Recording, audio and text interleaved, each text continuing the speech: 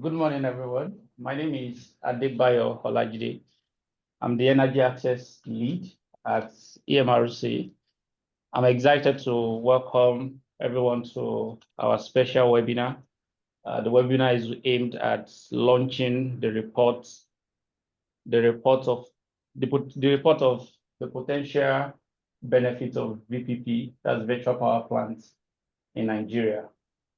With me on this webinar as a co-host today is IC Atiti, the Energy Transition Lead. Good morning, IC. Good morning, Adebayo, and good morning to all our participants. It's a pleasure to have you guys on the call, and I hope this will be a very insightful session. Thank you. This project is funded by the African Climate Foundation. African Climate Foundation was established in 2020. Is the first African-led strategic funder working at the nexus of climate change and development. On this call today, we have Zira, the African Climate Foundation Nigeria Country Director. Good morning, Zira. Good morning. All right. We also have with us on this call Dan. Dan is the founder of Integrate to Zero. Dan has been doing beautiful things around the world, and we're happy to collaborate with him on this project. Good morning, Dan. Good morning, everybody. All right. We also have on this call the Abuja Electricity Distribution Company CEO, Engineer Chijoke. Good morning, sir. Thank you for. Good morning. Thank you, sir. Thank you for taking time. And thanks for having me here. Good morning, everyone. Yes, sir. We have also on this call the representatives of key stakeholders within the sector. We have representative from the Nigeria Electricity Regulatory Commission. We have representative from the Energy Commission of Nigeria, and also representative from the Federal Ministry of Power. We say thank you for taking time to join the webinar this morning. We also want to appreciate everyone on this call as participants. We believe that at the end of this session, not only would you have been enlightened about what virtual power plant is, but you will look forward to having the operationalization of virtual power plants in Nigeria. Thank you for having us. For the agenda, we'll be taking opening remarks from Zira, after which Dan will tell us about what Integrate to Zero is doing around the world, especially in terms of virtual power plants. And also we'll be having a plenary session where we'll be discussing the reports that EMRC and Beckerfield put together towards the potential benefits of virtual power plants in Nigeria. After which we'll have a session with the CEO of Abuja Electricity Distribution Company. Then right after, we'll take questions, comments, contributions from our highly esteemed participants. Then we'll have a closing remark. So just stay tuned. There is so much to learn on the session today. Thank you once again. Good morning. So I'll call on Zira for his opening remark. Zira, you have the mic. Thank you. Thank you very much, Adebayo. Just a quick clarification. I am the Nigeria Country Manager, not Country Director, for the African Climate Foundation. As Adebayo mentioned, we were established to develop, tailored African solutions to address Africa's climate challenges, and we work as a grantor. As an intermediary between large philanthropic organizations and local organizations working on climate action across Africa. So it's really nice to meet you all.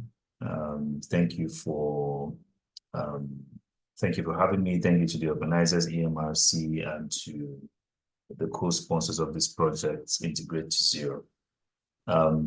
Just to provide a quick background on this activity and give a taste of what to expect. this project really sits in, I would say, in the intersection of the three areas that ACF works in Nigeria.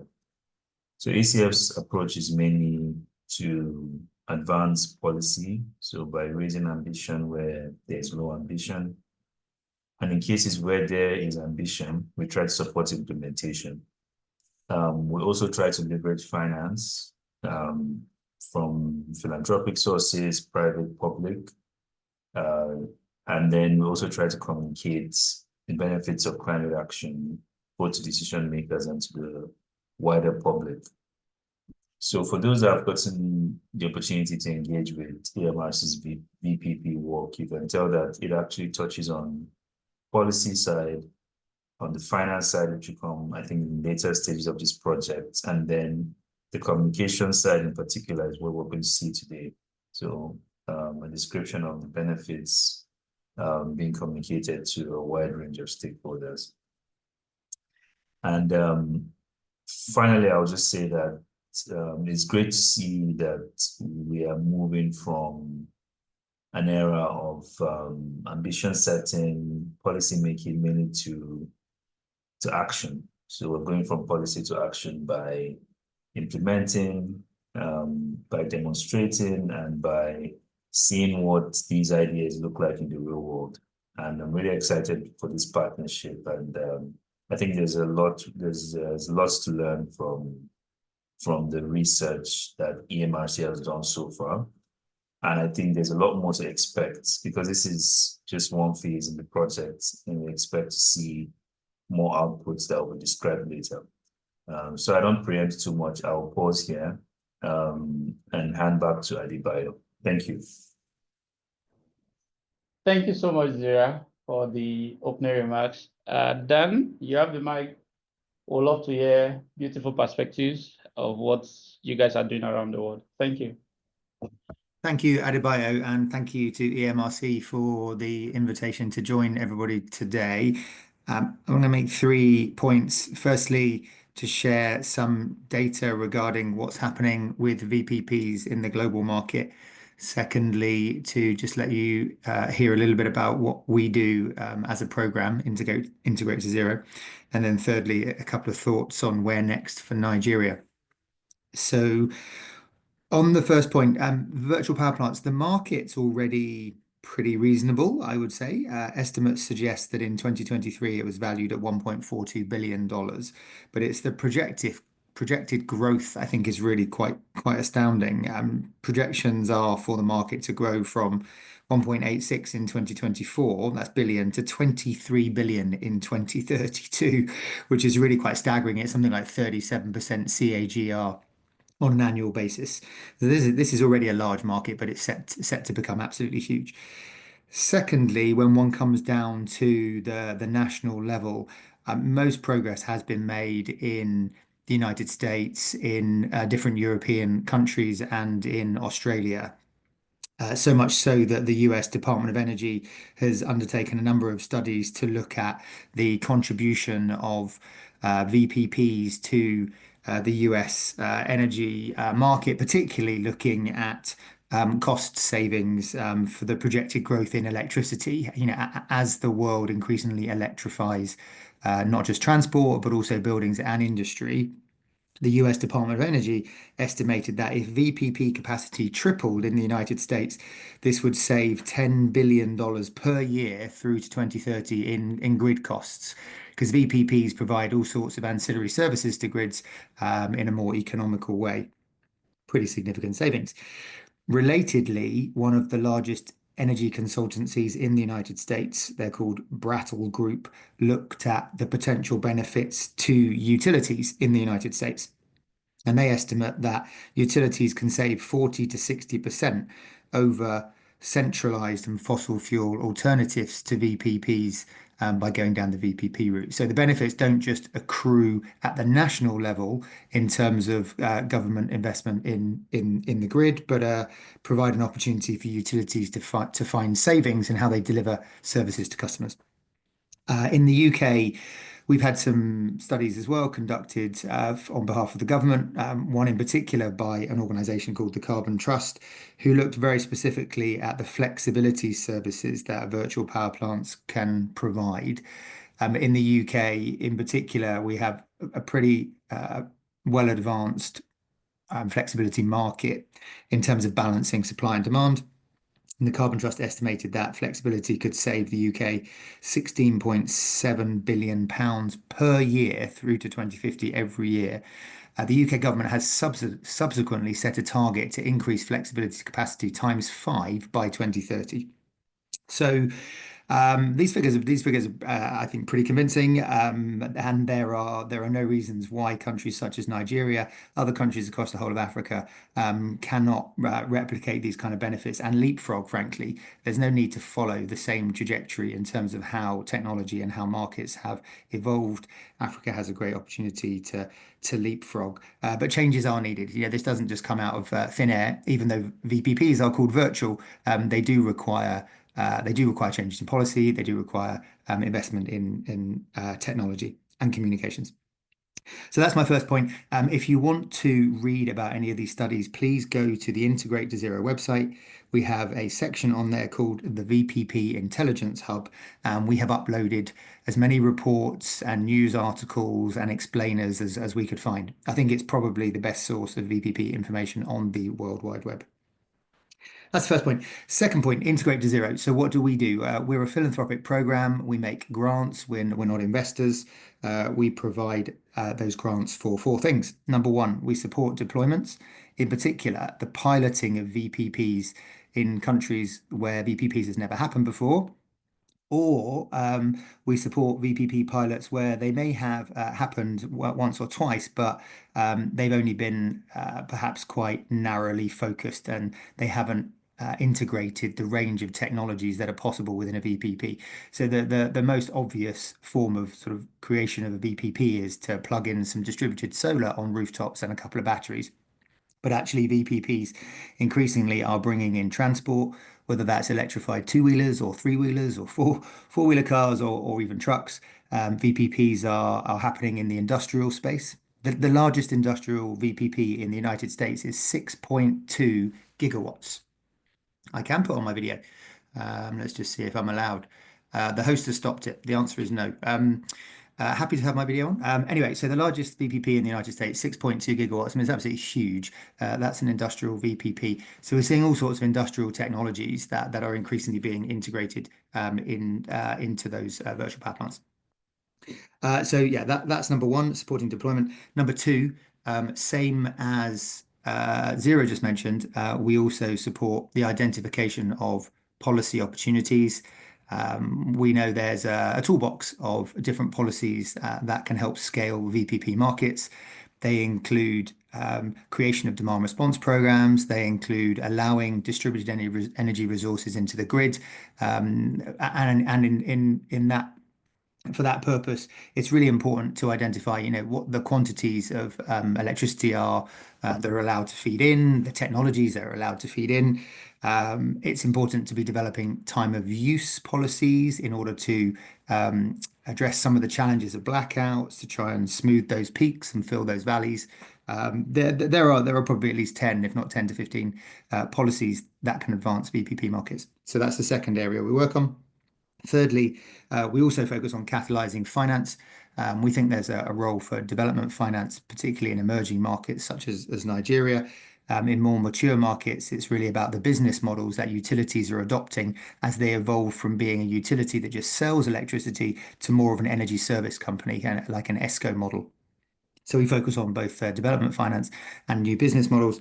And then fourthly, we focus on engaging consumers, trying to raise awareness amongst consumers, whether they're households or they could be all sorts of businesses, small and large, of the opportunities to adopt renewables, to put them on site, but also to then participate in the grid.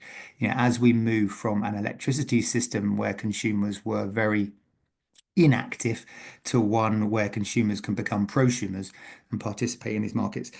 So we focus on, try now my video. I clicked on it. Yes. Okay, there you go. Hi. Hi, everyone. So we focus on those 4 interventions: deployment, policy, finance, and consumer engagement. We're working, for example, with the largest utility in Colombia. They're called Celsia. We're helping them to pilot a VPP for the first time with their customers. They've already been evolving into an energy service company by selling solar panels and batteries to their consumers, but they haven't tried to pull that into a VPP. We're partnering with them with some technical assistance and helping them update their software and their controls so they can run the first virtual power plant in Colombia. We're partners with Enel in Brazil. You're probably aware of Enel. They're a global energy company. In Nigeria, we're partnered with Husk, I think the largest provider of mini grids across Africa and also in India. And we're just finalizing partnerships, I can't mention the companies, in Mexico and in Southeast Asia. On the policy front, we've been working in Australia as a very progressive VPP market. We've been looking there at wholesale market reform to allow greater competition so that DER companies and technology aggregators and utilities can all participate in the marketplace. And then looking at demand response programs in Brazil, working with their energy regulators. On the finance front, we've been working in partnership with BNDES, which is the development finance institution in Brazil. In your own country, in Nigeria, we've been working with Standard Microfinance Bank to look at how they can adjust their policy wording so that it has a greater emphasis on climate change. And then on the consumer front, what we've been focusing on particularly is the creation of what we call one-stop shops, which are essentially advisory services on the web. So you can go onto a website and find all sorts of information about the types of technologies that can be adopted, who's selling these technologies in your local marketplace, what are the questions you need to ask if you're a consumer and you're buying these technologies, and other related information, access to finance and so forth, and then running awareness campaigns so that consumers can understand the opportunities that are out there. So in a nutshell, that's what we've been doing. There's more information about that on the Integrate to Zero website. The third and final point, and then I'll hand back to Adebayo. My thoughts about Nigeria. I think firstly, congratulations to the EMRC team for the report. I mean, this is the first time anyone's looked at this really, I think, in Nigeria. So really well done. And I think across the African continent, this is really quite an innovative space. There hasn't been this kind of analysis that's happened about the potential of VPPs for many parts of the African continent. I think in South Africa is probably the only country where some kind of progress and research has been done. So congratulations there. I think now's the time to turn this hypothetical research into the potential of VPPs into reality. And what I mean by that really is to start piloting the deployment of VPPs to see what this looks like when you actually engage consumers, what it looks like for utilities. Our work with Husk will be doing this, but from a mini grid perspective. But I think it's important to be doing that not just in mini grids, but actually for the grid. So I think that's one area of action, and I would recommend to NERC to be thinking about doing this as a policy sandbox. A number of countries, for example, Singapore, we're working with the Singaporean government that they're currently running a policy sandbox for their utilities to invite proposals to pilot what VPPs can look like for Singapore. And I can share that with NERC colleagues and others if you want to see the guidance that has come out from the Singaporean government about their policy sandbox. But that's one way of exploring what this looks like before the regulations need to change and when the market's not quite ready, which is the situation in Nigeria. I think the second thing I'd want to flag is that one of Nigeria's consumer organizations, the Consumer Advocacy Environment, CADEF, CADEF. Hopefully you're aware of CADEF. I can't remember the exact full spelling. Anyway, they've created a website, as I was just describing, a one-stop shop. So please do check that out. And I think there's a need for raising further awareness amongst consumers in Nigeria, not just at the household level, but start thinking about businesses and electrification. start thinking about electrification of transport, raising that awareness so you get the participation in the market, particularly given some of Nigeria's challenges around blackouts and the opportunity to feed in distributed energy and then to smooth it out so you haven't got such peaks and troughs, right? That's where time of use and just demand response could be very helpful in the Nigerian context. And then I think the third and final recommendation is to take the report that EMRC have done and come down to an even greater level of granularity. You know, the figures that I cited at the beginning in terms of the savings, the 10 billion savings per year that the US Department of Energy has identified, the savings from the Brattle Group, the opportunity for utilities, the savings in the UK from flexibility, really do some extra modeling, collect some better data and get to another level of granularity in terms of what the benefits can actually be financially and benefits in terms of energy supply and demand and carbon emissions, which is the issue that we were very much focused on. So yeah, once again, just to say very much welcome the report. Well done, EMRC. Thank you for the invitation today. I'm really looking forward to hearing from everybody else on the call. Back to you. Thank you very much, Dan, for your insightful perspectives, global perspectives of the growth of the VPP market and its benefits across different industries. Also for highlighting the incredible work Integrate to Zero is doing to push and drive for the implementation of VPPs across global energy markets. Thank you very much. Now we'll be going straight into the reason for being here today, which is to sort of evaluate the potential benefits of virtual power plants in Nigeria. But before we do that, it will be great to have a fundamental understanding of what virtual power plants are. So I'll be handing it over to Adebayo to give us some sort of introduction to virtual power plants. All right, thank you, IC. You know, it's interesting to know how virtual power plants have emerged over the years. The concept started in 1997, and that's become a transformative solution in the context of energy transition and the growing emphasis on sustainable power generation. So virtual power plants, like as the name implies, they are virtual power plants. They are just virtual. They are not physically existing power plants like we have it in the traditional power plants.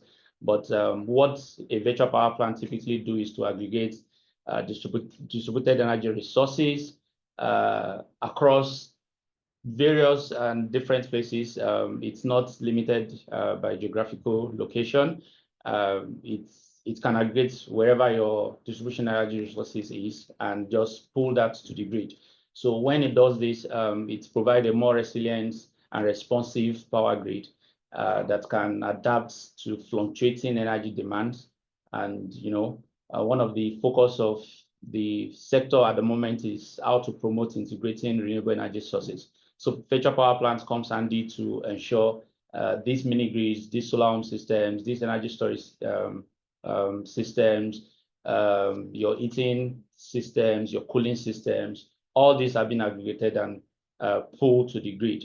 So typically you can also see virtual power plant as an energy management system. So its objective is just to optimize the operation of these DERs. DERs are distributed energy resources, and you know it's optimized the operation of the DERs in response to the grid conditions. So depending on what the grid condition is, it call on the energy sources when they should pull to the grid, when they should take from the grid, when they should pull their excess and all that. So a VPP typically just optimizes. So there is no wastage. It kind of also acts as how to manage your energy. And you know, VPP is very dynamic. It adjusts energy dispatch schedule. It also allows balancing of supply and demand. And all this overall, it enhances the grid stability and reliability. So VPP, basically, if you are taking anything away today, take the fact that virtual power plants are virtual. They are not bounded by geographical location, and they use technology, advanced technologies, advanced algorithm to get all these things done, to aggregate all the energy resources, no matter where the location is. So technologies that they use typically to connect to the grid could be in form of the Wi-Fi, the Bluetooth, the cellular services, and it gives them for overall system resilience. I think I will stop at this point. If you want, there's so much that we've done in the report that you can actually read and have a grasp of what VPP actually is. And as you can see on your screen, those energy resources are just what the VPP aggregates. So you want to see VPP as an information technology system that communicates with your physical assets in your homes, wherever the location is, and tells them when to export energy to the grid or when to take energy from the grid. So thank you. I think that provides kind of A background. a background to what VPP is. Thank you so much, Adebayo, for that context. So you've talked about how VPPs are virtual, but they are supported by technology. Yes. And they are technologically driven. Absolutely. So how would you explain their functioning? How do these technologies feed into the operationalization of VPPs? So virtual power plant has some features. Major features actually are just the monitoring, the forecasting, the optimization and dispatch, the demand response management, and the market participation. On the monitoring side, you typically have a central digital software platform that monitors the status of all these aggregated resources, energy resources, and it has the capability to respond real time. So it monitors the real-time situation of the energy sources and facilitates the effective operation and prompt detection of even faults of these energy sources rather. And also another feature that a VPP typically has is the forecasting. So it has that ability to forecast what the energy consumption and energy production will be maybe for the next day. And this aids planning. It uses predictive analytics to ensure this is done. So because in the VPP setup, you will have variable renewable energy sources. What I mean by variable renewable energy sources, as example, is your solar. You don't have the radiation constant all day, so it varies. Your wind also comes in as a variable energy, renewable energy sources. So what a VPP will do is to forecast to know what will be the wind speed, maybe for tomorrow, for next week, what will be the radiation, for tomorrow, for next week, and put all this to be able to plan the dispatch of this potential energy that will be generated in the future. It uses the historical data also. It uses what has been based on the weather condition, based on your energy resources also, the plant itself. So it uses all this to forecast what is the volume of energy that will be available to be dispatched to the grid. And in optimizing and dispatch, VPP also uses advanced algorithm to improve the resource energy delivery and also balance production and storage. So what it does is it makes very dynamic decision about when to utilize the energy from the renewable energy resources, when to discharge the stored energy in the energy storage system, when to lower the load, the loads in terms of the cooling system and the heating system that is connected, when you need to just slow down and not use them, when you need to use them, depending on what the grid condition is. So VPP typically just helps to optimize and also dispatch the energy that's been pulled to the grid. For the demand response management, one of the things that has become very crucial in the space lately is the demand side management. And what that means is that because of the strain that can happen on the grid due to peak period demand, you will want to manage when you want to use what in your house. So typically, if you are within an industrial area, maybe let me say commercial area where there are a lot of offices that open between 9 to 5, and you have your residential home at that area, you will want to slow down what you use while people are at work. That's what demand side management typically means. So in a system where there are varying tariff depending on the time of use tariff, I mean, you typically have as a residential consumer, you typically have your tariff high at a period where it's expected for a commercial consumer to be pulling energy from the grid. So what VPP also helps to do is to manage all this demand. So it manages even the demand on your energy resources sources as a participator. And the last one there will be the market participation. So a VPP company can participate in the energy market. So because it has a lot of energy resources that has been aggregated, it could aggregate as high as 1,000 megawatt, 10,000 megawatts, depending on the participants within its VPP. So because it is a market on its own, it has that capacity available at some point. So depending on what the grid condition is, you can also participate in the market by selling to the grid, by taking from the grid, by selling to even co-traders within the market. So a VPP company typically participates in energy market. So these are just pretty much what feature you will see on a virtual power plant or the operationalization of virtual power plants. Thank you so much, Adebayo. And just a note to our participants, I know this is a lot of extensive information, so if you have any questions, please feel free to drop them in the comment box. So before we go right into the potential benefits of virtual power plants in Nigeria, I would like to take us through case studies that were analyzed in our report, which, as Adebayo mentioned, will be made publicly available after this webinar. So for our assessment, we considered 4 case studies. That's Germany, Australia, the United States, specifically California, and Kenya. However, for this presentation, we will be focusing on Germany because the German VPP electricity market had much more models for consideration for Nigeria in developing and implementing its own VPPs. So the first thing we're looking at is the market structure, the VPP market structure in Germany, and we have the balancing responsibility party.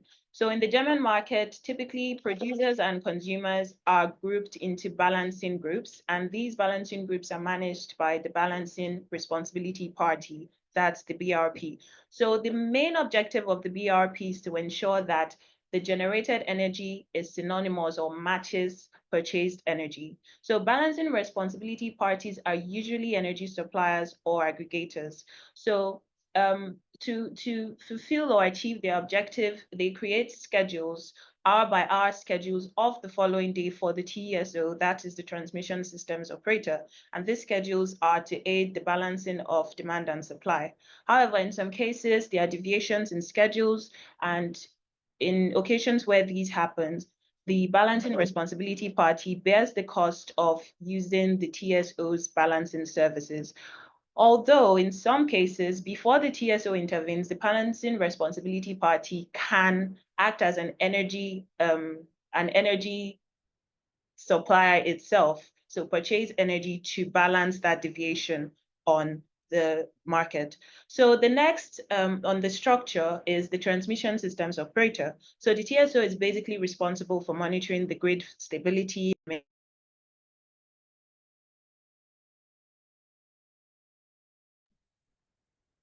Hello, am I still being heard?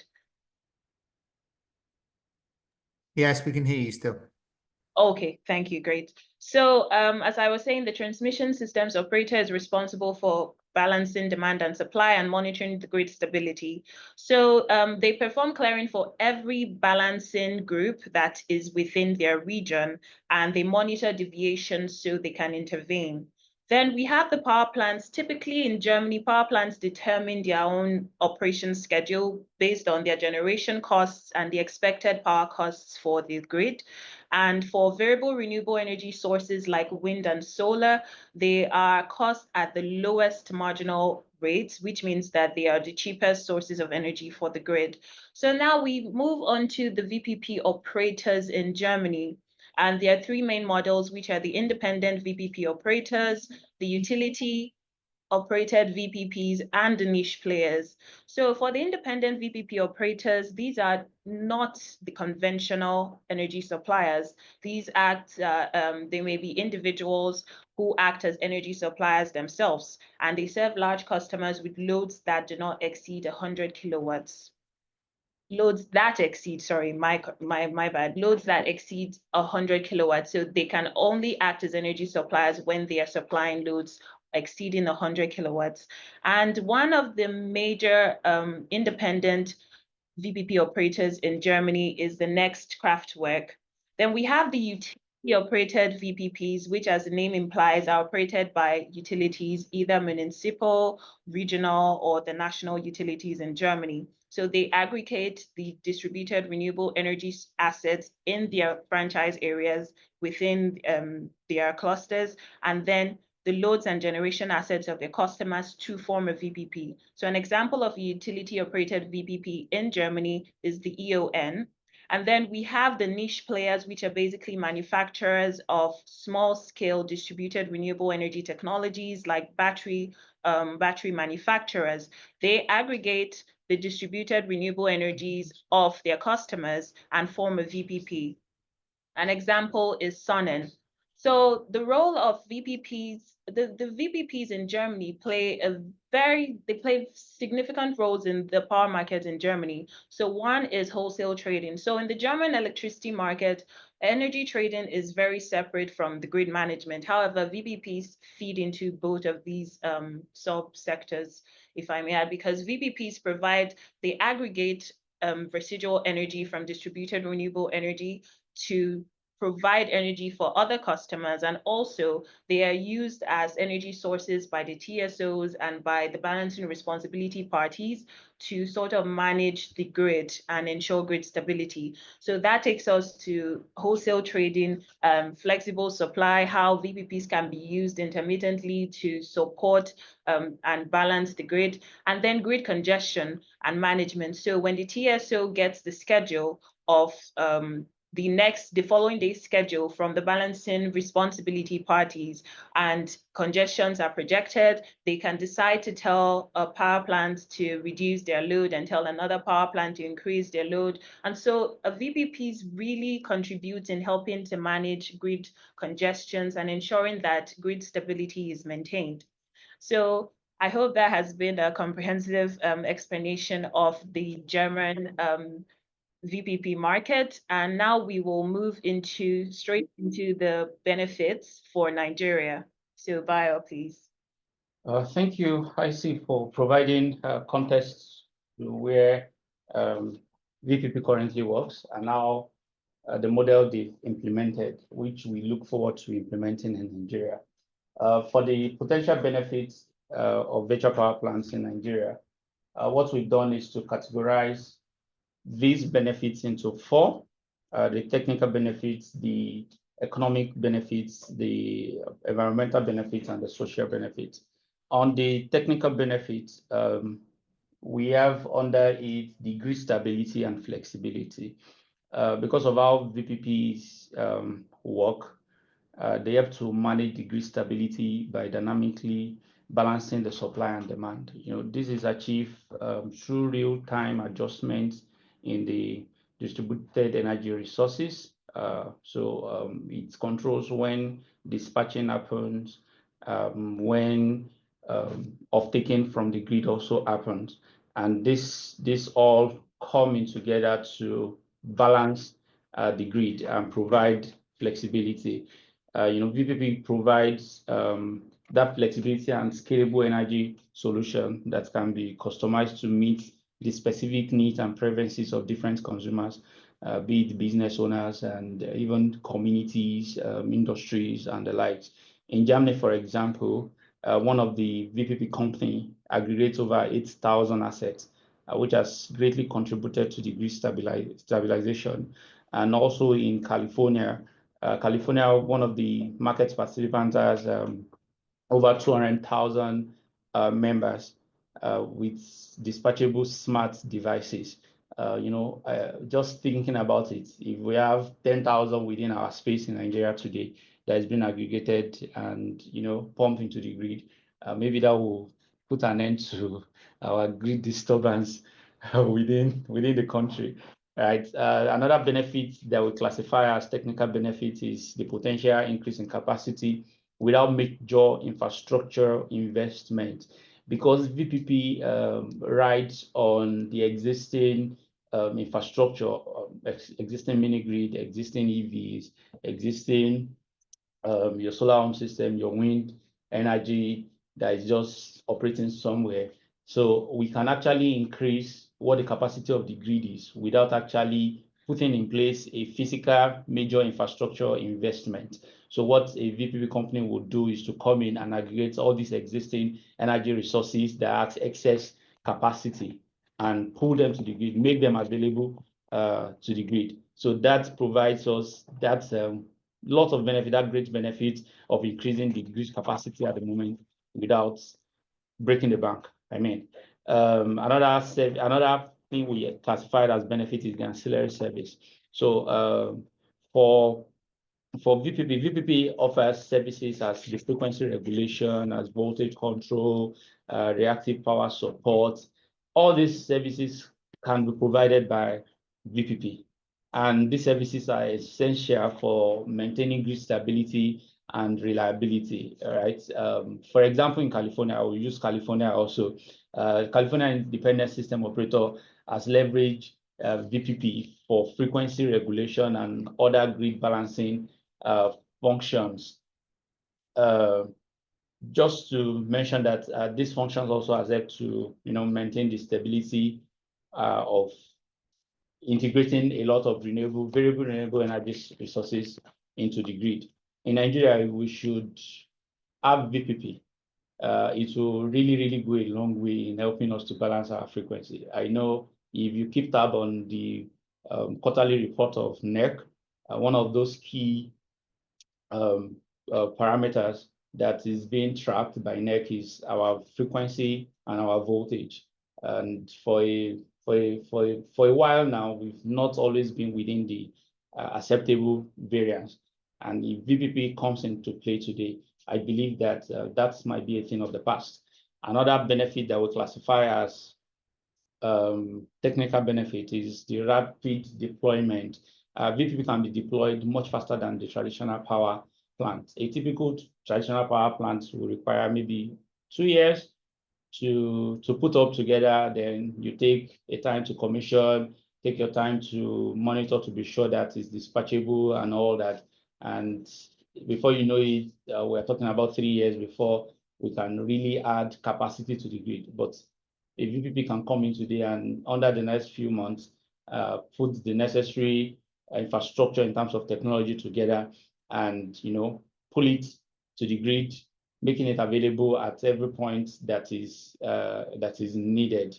So VPP doesn't need the years before it can be implemented. For the economic benefits, we considered lower costs for consumers. So for consumers, if you aggregate the distributed energy resources to the grid, the VPP can sell the excess power back to the grid during high demand, generating revenue for participating asset owners. So if I have, say, a small wind power in my factory or in my company, and I have excess power available, when I integrate this to the grid via the VPP, I have the potential of earning revenue from it. So it's lower the cost for me, right, when I do the net off. And also for the consumers that doesn't even participate in the market, in the VPP market, by the time you integrate VPP to the grid, it can lower the overall tariff that they will pay the grid, right? The grid utility companies rather, and this would be more like a better cost-saving approach for even mere consumers, not even participating consumers. And later, after this slide, we'll see the revenue and the savings stack. We've done something beautiful to categorize. We did that in conjunction with Dan to categorize what the saving will be and how can you save, how can you generate a revenue. Another I think we classified as economic benefit is the reduction in operational costs for utilities. So because VPP allows utility to manage demand peak without investing in new generation or transmission infrastructure. So what the VPP will allow you to do is just there is excess power available via the VPP. So when there is demand on the grid and the traditional generation plants cannot meet up, they don't need to expand. They don't need to look for money to expand the generating capacity. All that is needed is VPP will just pull in at that moment when there is need for more power on the grid. So this can really reduce the operational costs for utilities. And lastly, on the economic benefits will be the market efficiency and competitive pricing. VPP contributes to greater market efficiency by increasing the supply flexibility and fostering competitive pricing in Nigeria electricity market. So if we allow DERs to be integrated through VPP, what that would do is to create a more competitive environment that benefits even the consumers by having lower tariff, and it's also increased the service reliability. One of the greatest contributor to competitiveness of the grid today is the reliability. So because the grid is not always reliable, you pay what you're supposed to pay on the grid, and you have to source for money to provide yourself an alternative to the grid. So what VPP will typically do is to bring the alternative to your doorstep without you paying so much, most likely pay lower than what the grid would have provided. So that's market efficiency and competitive pricing is achieved by implementing VPP within the industry. The third one will be the environmental benefit.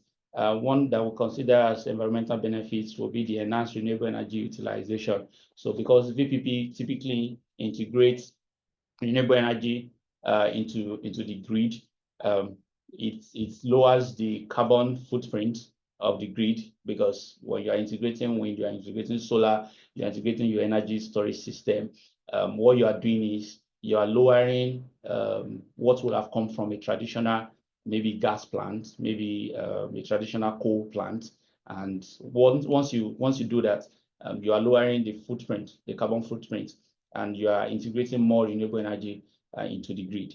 And just on the back of that, you have a lower greenhouse gas emission because VPP is replacing the carbon intensive peaking plant, like the coal, like the gas, and name it, power plants that rely on fossil fuels. What VPP would do is to instead of you to be expanding your generation plant that relies on fossil fuel, VPP is providing you that same capacity without you emitting that level of greenhouse gas. And the last one there will be the energy efficiency. VPP supports demand response programs that encourage energy conservation amongst customers. And I will just jump into the last one there, which is the social benefit. So it improves energy access. So in regions with unreliable and limited grid access, what VPP do is to help ensure continuous supply of electricity by coordinating the DERs. Because VPP, like we said on this call severally, VPP is not typically a traditional power plant where you have to put it within the geographical area. So we can aggregate within Abuja and dispatch it to area that are underserved or unserved. And that's just increase the energy access even for Nigeria.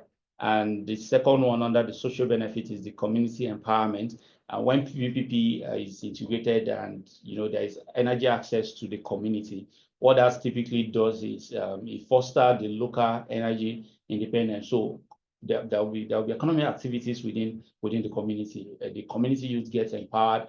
They can do a lot with the electricity that is available to them and earn themselves some money. Do a lot of things, and even the community itself get empowered. And the last one there is the job creation and the skill development. We know, like we said on this call, VPP depends on IT, that's infrastructure. Technology typically, and engineering. So what VPP will do is, if we have VPP companies working in Nigeria, you will have that IT bro, permit me to use that word, that IT bro, that tech bro working for a VPP company. So what you've typically done is to create more jobs, is to upskill people, and even if we should adopt the utility-based VPP like we have it in Germany, what you typically have is more of our utility companies employing more tech bros and taxis, let me put it that way.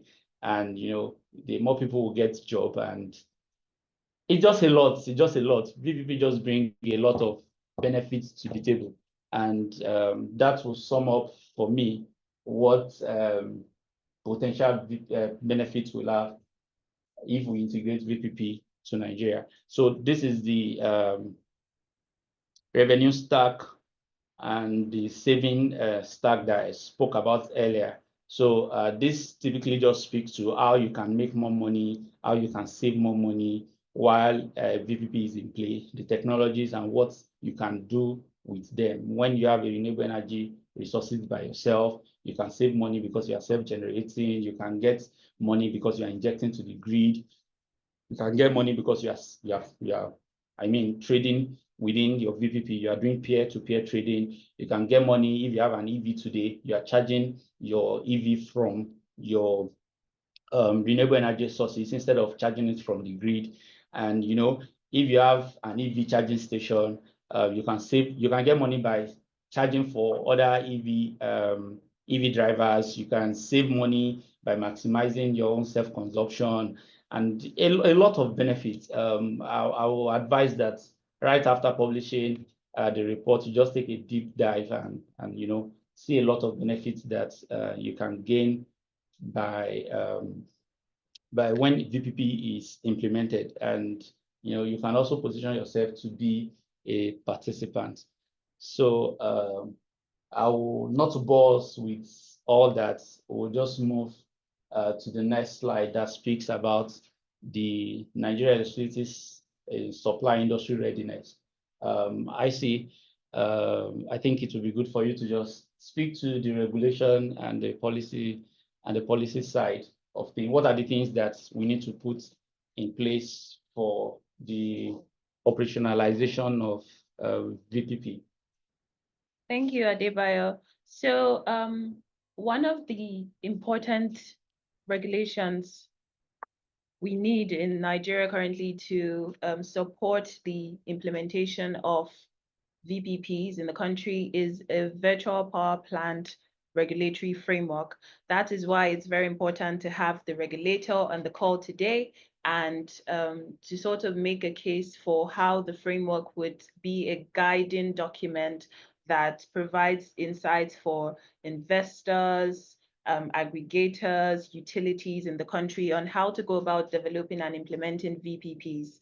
So, but in assessing Nigerian electricity supply industry's current readiness, some regulations we have are the renewable energy purchase obligations, which support the purchase of renewable energy for grid. We have the feed-in tariffs, the energy efficiency guidelines,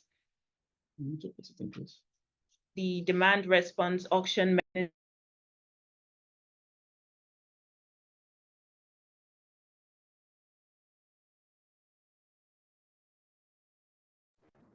Hello, sorry, can you hear me? Am I still being heard? Hello? Okay, go ahead. Okay, so I we can have, hear you. all right, great. We have the energy efficiency guidelines, the time of use, tariffs. So those are typically the time of use tariff, the demand response action mechanisms, and the energy efficiency guidelines are typically regulations that need to be put in place to ensure that we have full operationalization of VPP in Nigeria. Thanks to NEC, we have feed-in tariff, but there is a review that needs to be done. We'll be working with NEC on this at some point in this project. And for the policy and the law that needs to be actioned, we have the National Integrated Electricity Policy and Strategic Implementation Plan that is currently being developed by the Ministry of Power as required by the Electricity Act of 2023. when this policy comes to play, it will actually be central to shaping the sector's growth and market development.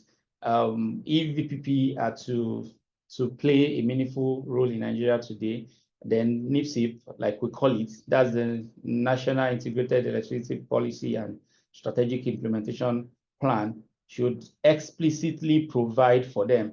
It must be unambiguous. It must be very clear. It must establish clear target. It must establish structural pathway for integration of VPP.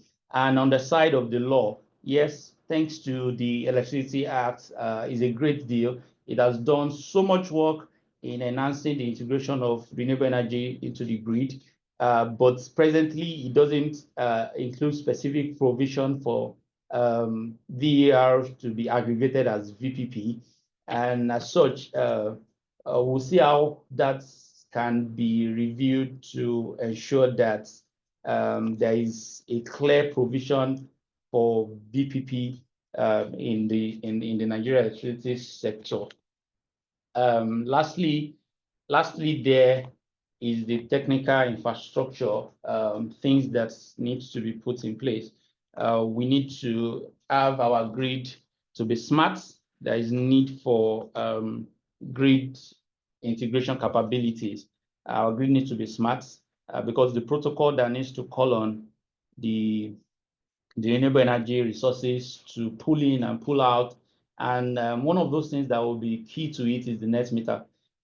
Thanks to NEC, there was a summit that happened sometimes last year, July, I think, either July, August, where NEC was looking at regulations that could further enhance the integration of renewable energy resources to the grid. Net metering was one of those regulations that came up, net metering regulations. And what a net meter would typically do, it will give that capability to your renewable energy sources and also the grid to be able to allow bi-directional flow of electricity.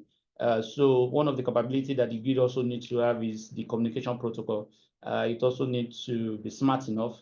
It also needs to provide for cyber security because all these things happen, of course, via the web, not physical. Another thing that needs to come to play is the control system.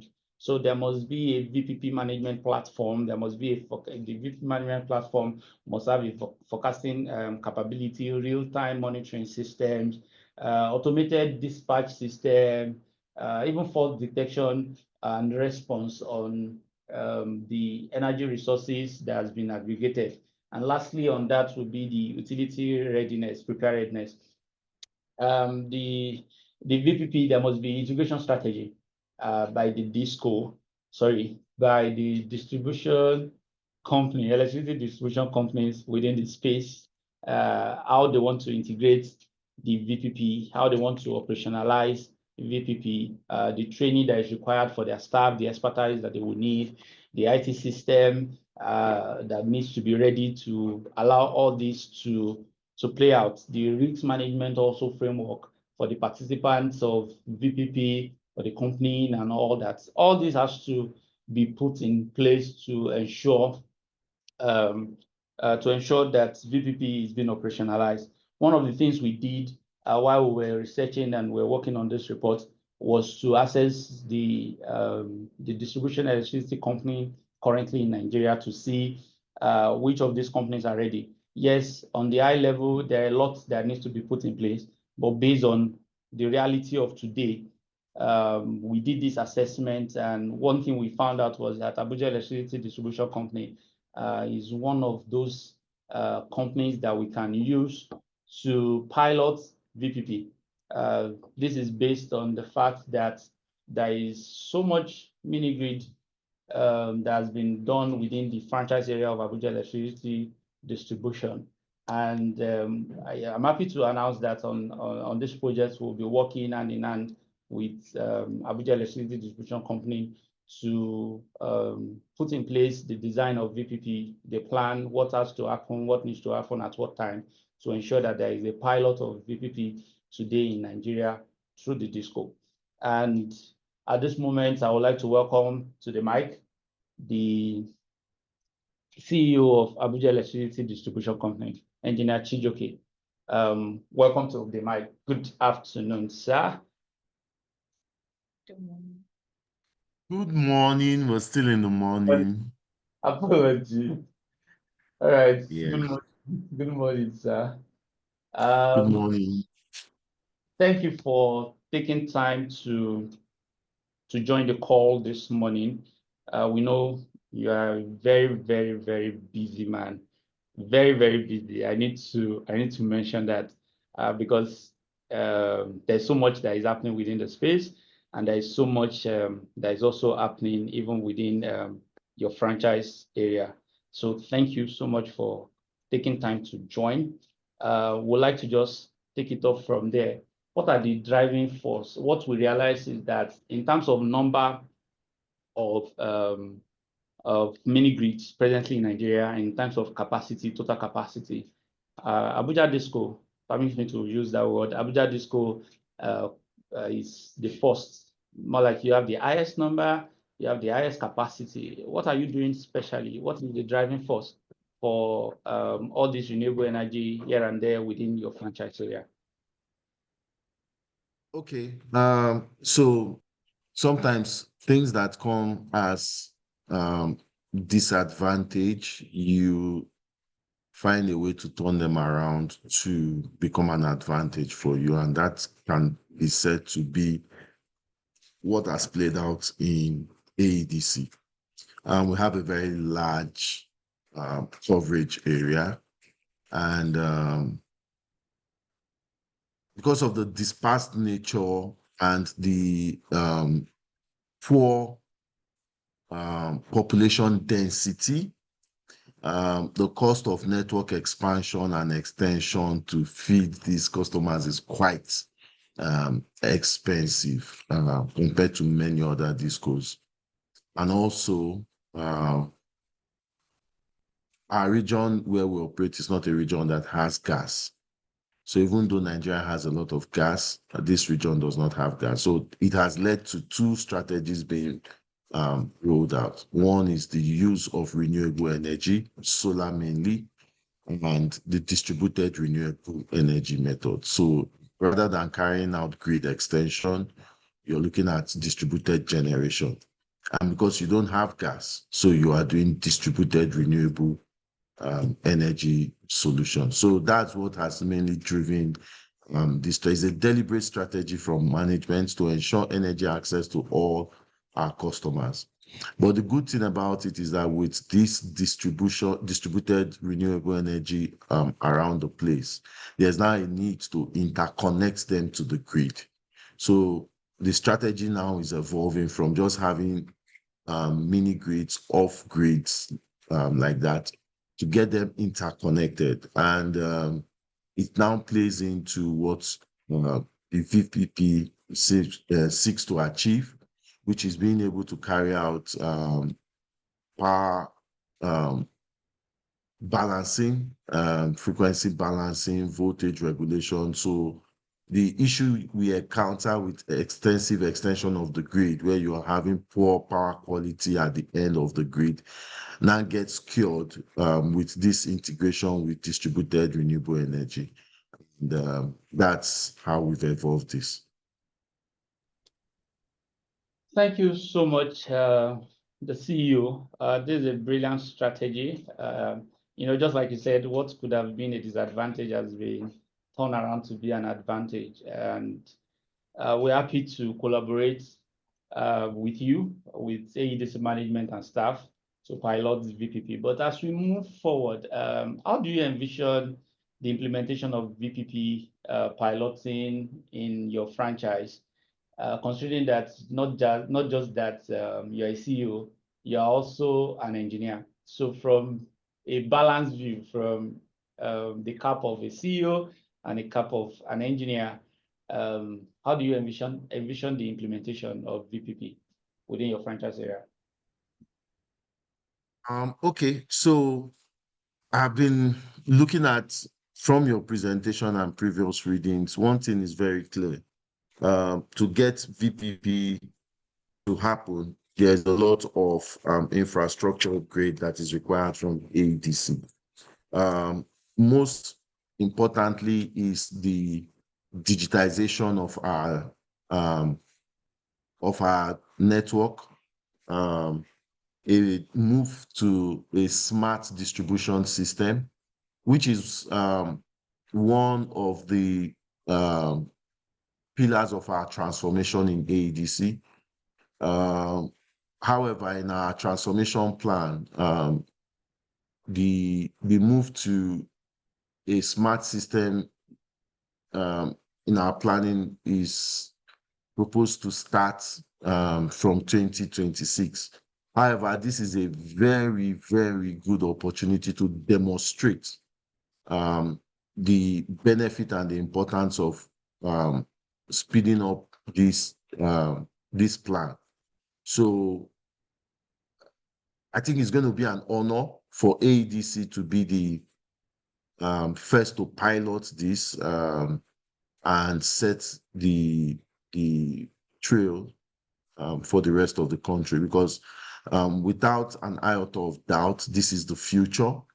The benefits cannot be overemphasized, but we need to show its viability, because a lot of investment is going to go into this, and you need to show that the investment can be easily repaid, so it is financially viable.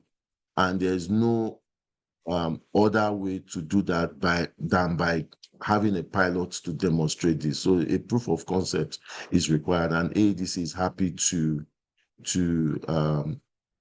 champion that proof of concept. And personally, as an engineer, it is something I look forward to doing. Innovation is at the top of engineering, and if we're able to do this and show it as an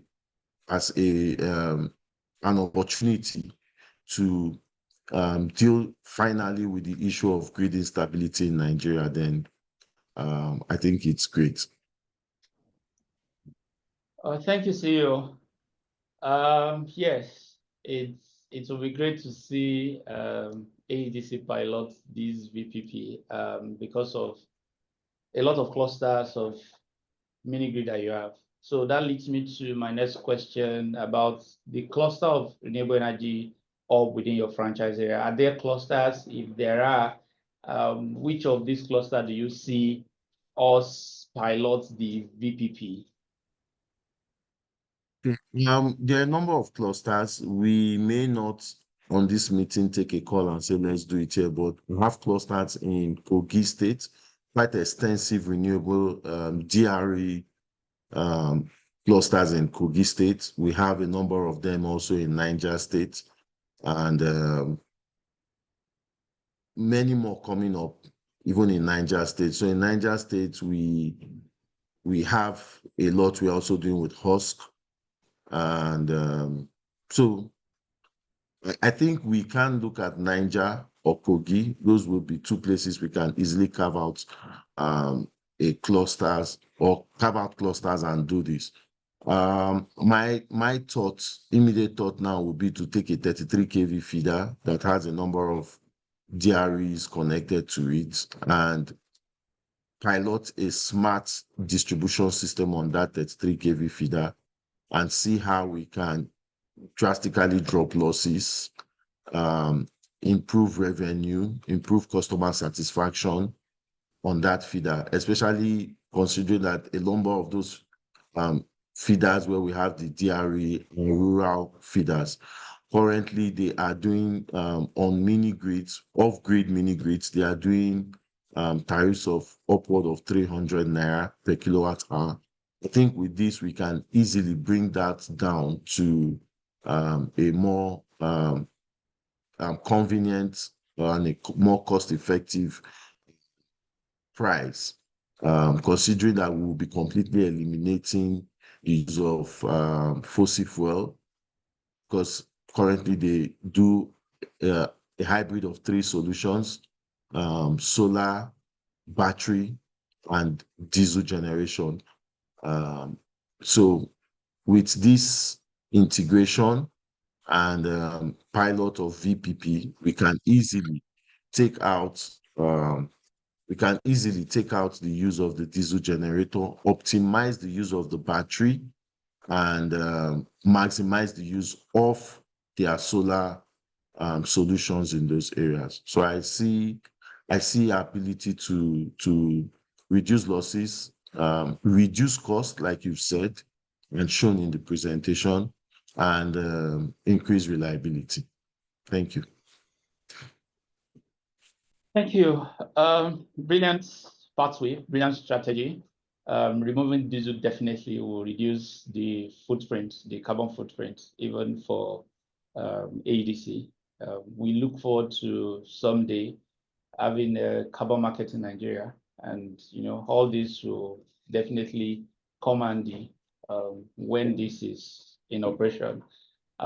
Speaking to the level of intervention that will be needed to create an enabling environment for the investment required, what level of intervention do you think you will need to implement VPP in the current context? Just the reality on ground now for AEDC, what level of intervention do you think you will need? I will not be able to put a cost to it on this call, but I can tell you easily that we'll be talking about deploying maybe a mini SCADA just for a feeder, because you will need visibility across the entire feeder. So you will need to deploy smart meters across all the distribution transformers on that network, have network monitoring devices, fault passage indicators, auto reclosers, just to be able to have proper control. So when you're talking about SCADA, you're talking about supervisory control and the data acquisition across your feeder. For you to do demand side management, you might not be able to do it at individual customer level. You might be able to get there if you put proper smart meters, but at least at DT level, you should be able to do demand side management. And that's why we would need these solutions and these devices. So there will be investment required. And that's why I said here that the idea would be to show that if we pilot this, the investments can be paid back from the cost savings and improvement in reliability that can be gotten from the investment. So like I said, I would not be able to put a ballpark figure to it here, but I think the next step should be identify the feeder we want to do this on, or the cluster we want to do this on, and then do a proper feasibility that will include a cost requirement, and then we see how it goes from there. Absolutely, I agree. It's a lot of costs, and we're happy to also mention that the next activity on this whole project is to sit with AEDC and have a design. So the identification of the feeder or the cluster that the VPP will be piloted will definitely come into play. We will do that with AEDC and come up with the intervention that will be needed just for the pilot phase. What software are you looking at? What software are you looking to deploy for the VPP? Do you have something already on ground? So for the piloting, the project presently doesn't extend to pilot. We are looking to pilot after this first phase of the project. So when it comes to the software and all that, it will happen while we are designing with AEDC. We'll definitely identify possible software that can be used. And I think that actually leads me to the next question on cybersecurity, because we know that virtual power plants actually ride on the back of technology, on the back of web and all that. So what is the current cybersecurity framework in place in AEDC? I understand that the system today within the sector is not smart, but within the AEDC, I know that I vend my meter online.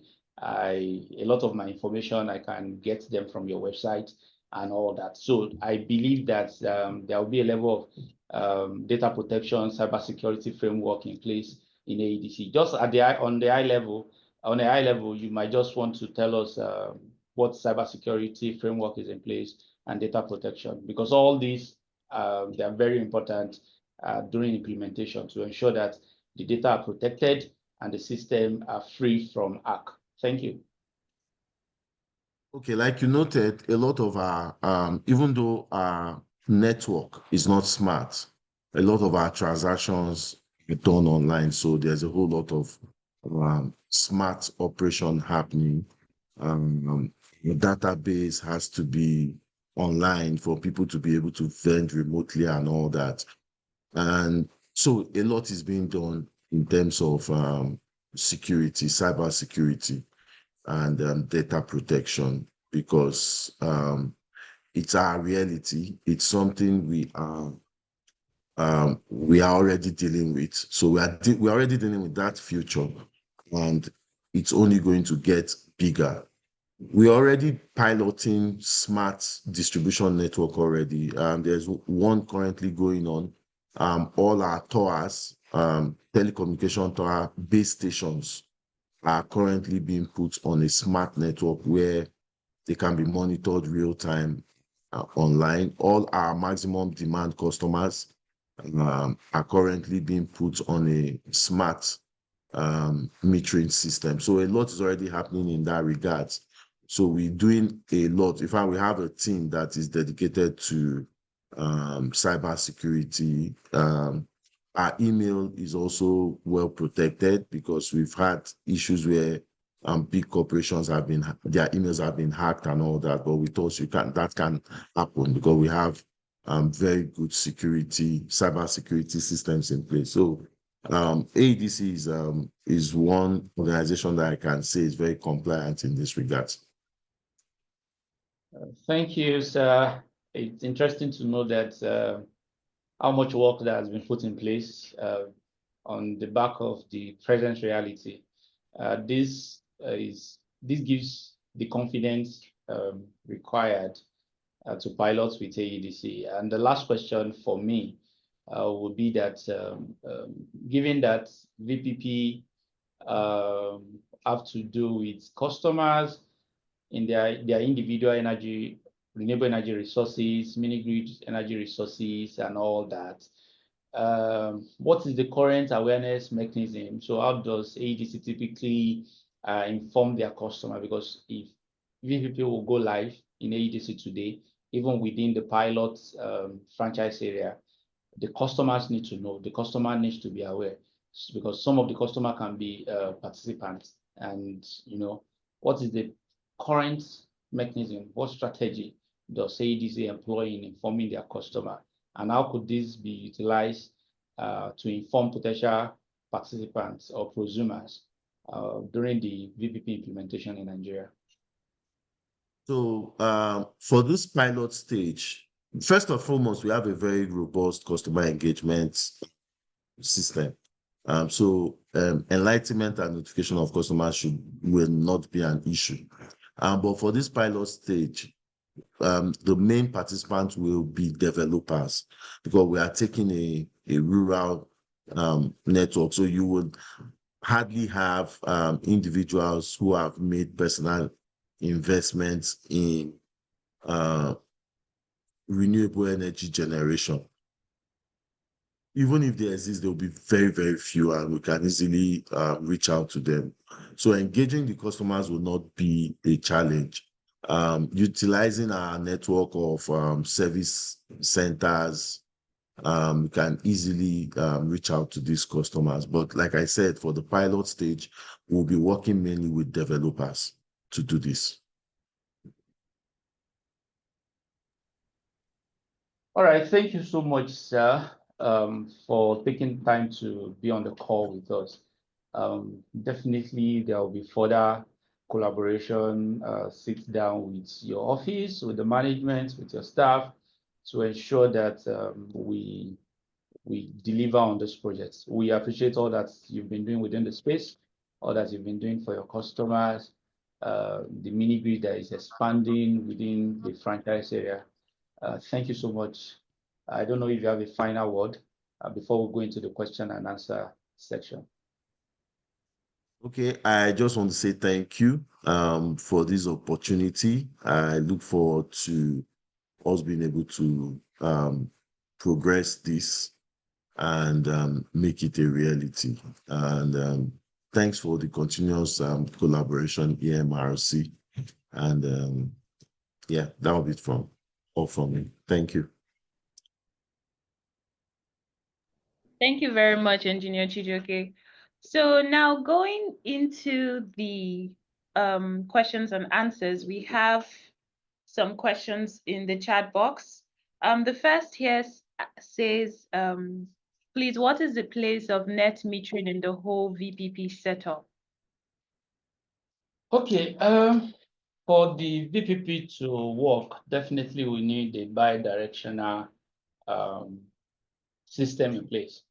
One of the equipment that can ensure this is the net meter, is a net meter. So we believe that net metering regulation will do a great work to the operationalization of VPP in Nigeria. So typically the place of net meter within this space will be more like it will be at the boundary of the customer and the grid. So it captures what goes into your home or into your system, then also what goes out from your system. And depending on what the regulations specify, then there will be that netting off and all that. So net meter or net metering regulation has a great deal to implementing VPP in Nigeria. Thank you very much. So our second question is, what is the difference between mini grids and VPPs? Okay, so like we've been saying, mini grid is a physical, more like a physical traditional power plant. So it is limited by geographical location. It can only serve the customers within the mini grid area, whereby VPP it's not limited. That particular mini grid can be aggregated to be a VPP. So which means that just like Engineer Chijoke mentioned that there are mini grid hubs or cluster in Niger, in Kogi. All this can actually be pulled together by a virtual power plant company and pulled to the grid.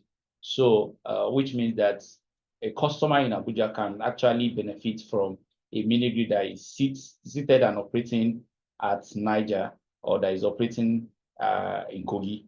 So a mini grid in Kogi cannot serve a customer in Abuja. So the difference, just on the top of my head, the base of is that mini grid is limited in space and capacity, even capacity. If a mini grid is designed to be a 2 megawatts, is a 2 megawatts. A VPP can be scaled, it's scalable. You can start from 10 megawatts and in few years, the VPP can become a 30 megawatts, 1,000 megawatts, whatever it is. So VPP is scalable. Mini grid is not so scalable. If it's designed to be a 20 megawatt, it's a 20 megawatt, and it can only serve the customer within the area. I hope that clarifies the difference. Okay, so the last question we'll be taking is we have a lot of questions. So there was one on to reiterate the question the ADCMD asked. So I ask again, shouldn't identifying the software technology partner for the VPP be the most important first step in the project?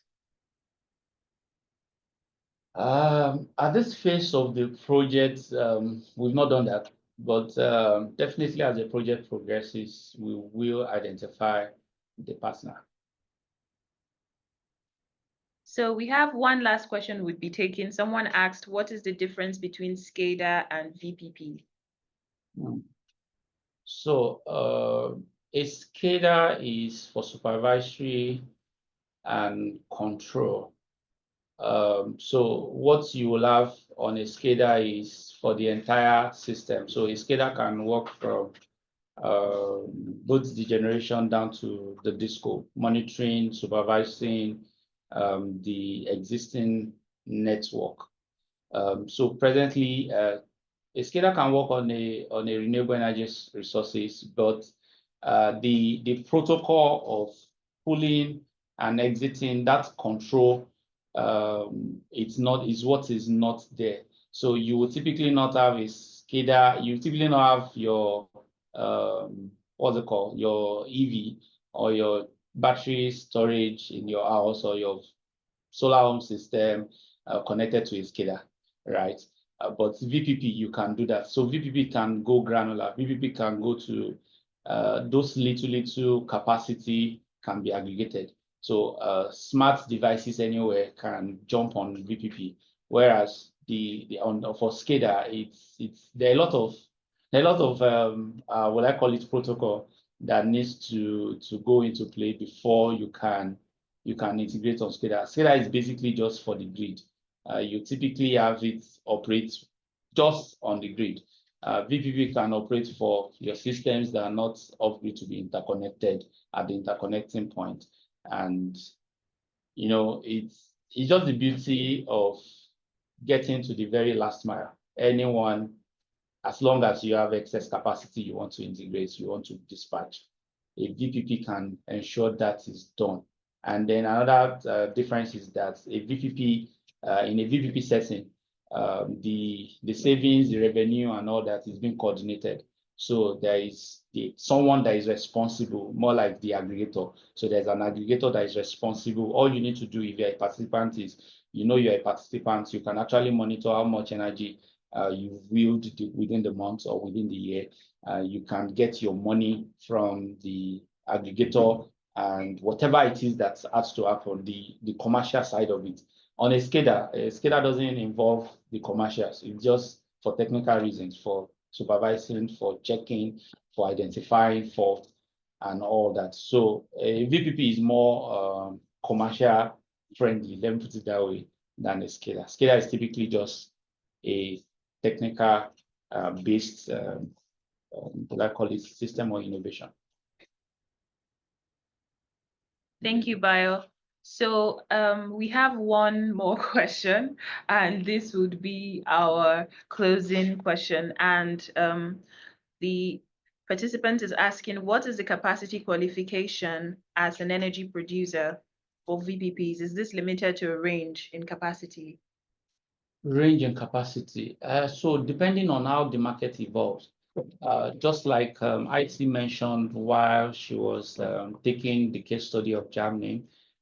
So if when the VPP implementation happens in Nigeria, depending on the regulatory framework, depending on what the regulation says. So like we have it in mini grid today, the mini grid regulation sort of have a two-tier system where there's a tier where you need just to inform NEC. There's another one where you need to get a permit.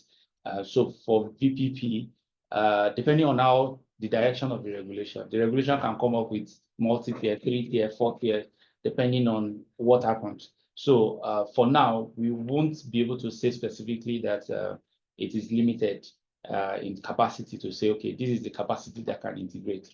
I know the net metering regulation is coming up to address a bit of that because who can net meter, who can pull to the grid, who can take off, like who can install a net meter in his house. So what will be the capacity and all that?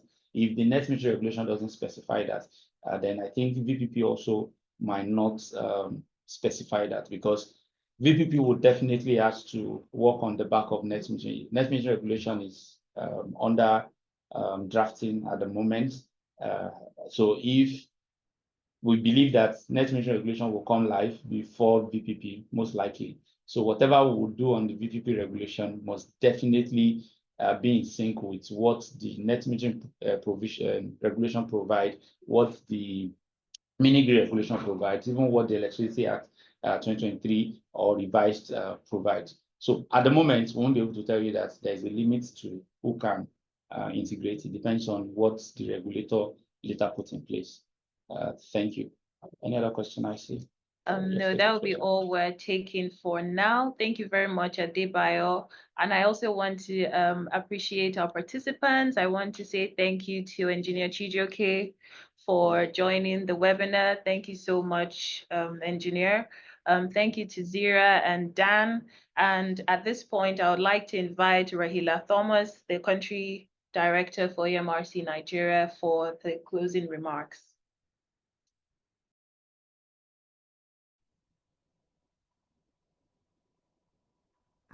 Okay, can everyone hear me? Thank you. I see. I don't know, my video is not working, but I will just speak without the video. I want to thank you all for joining us today for this very insightful webinar on the virtual power plants for grid reliability, enabling renewable energy integration, and fostering sustainable energy solutions. As Dan alluded to earlier, there are VPPs operating in a few countries on the African continent. I mean, he made mention of South Africa, which has implemented several VPP initiatives in the context of renewable energy integration from solar and wind sources. It has a great number of distributed energy resources, and VPPs are used to optimize these assets for grid stability and efficiency. In Kenya, there's a lot going on there as well, and this has led to development of VPP concepts.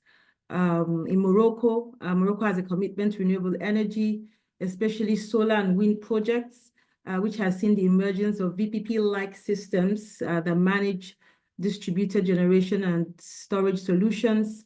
And finally, in Egypt, Egypt has been working on integrating renewable energy into its grid, and VPPs are being considered as part of that strategy to manage distributed generation effectively. So it is great that Nigeria has now joined that progressive African bandwagon in exploring how VPPs can be used to integrate renewable energy resources and stabilize a very fragile grid. Nigeria has high solar irradiation with an average daily solar ranging from about 4.7 to 7 kilowatts hour per square meter per day, depending on the region. I mean, in the north is much more. Our solar resource is among the best in Africa, with significant potential for solar energy development. The country's wind energy resources are estimated to have a capacity of around 1,000 to 2,000 megawatts in various locations. And with growing distributed energy resources in Nigeria, which is championed by REA under the leadership of Abba Aliu, no doubt that VPP's adoption is the way to go in throwing up so many opportunities beyond just fostering a sustainable energy ecosystem. So we hope you have found the discussions enlightening and that they sparked new ideas on how VPPs can play a vital role in shaping the future of energy management and sustainability in Nigeria. As we move forward, I think my video now can come on, yeah. So as we move forward, let's continue to collaborate and innovate in harnessing the potential of distributed energy resources. Your participation and contributions are crucial in driving this exciting transition towards a more resilient and efficient energy ecosystem. If you have any further questions and would like to connect with us, please feel free to reach out. We appreciate your time and engagement today, and we look forward to seeing you at our future events. Thank you and bye for now. Have a good day. Bye.